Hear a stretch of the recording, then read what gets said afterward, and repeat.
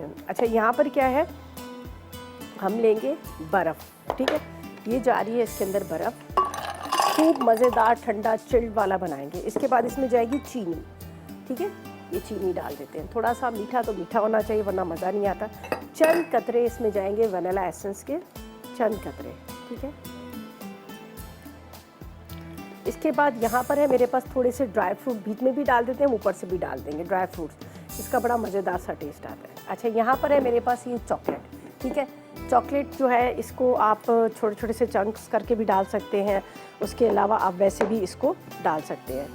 तो ये मैंने छोटे छोटे इसके चंक्स कर दिए हैं। ये जो होगा ना, जब आप ग्लासेस के अंदर एक एक सिप लेंगे तो आपको बड़ा मज़े का लगेगा। ये बाद में हम इसको हल्का सा शेक करेंगे, ज़्यादा नहीं करेंगे, इसलिए मैंने इसको कट कर लिया।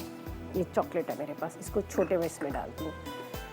अच्छा, अब ये मेरे पास 2 दत बनानास है, ठीक है, 2 दत केले, एक आधा सेब, चाहे तो आप पूरा भी डाल सकते हैं, मैं पूरा नहीं डाल रही हूँ।